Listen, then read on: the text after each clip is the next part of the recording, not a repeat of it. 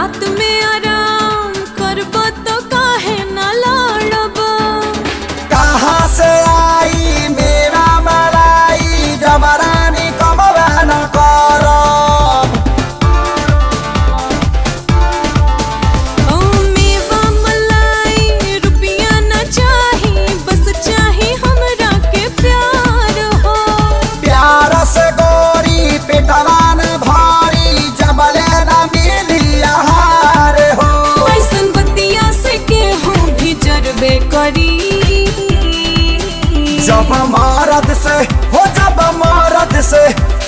मरद से में हरी लड़बे करी तब डर मजा बहरी मरबे करी। जब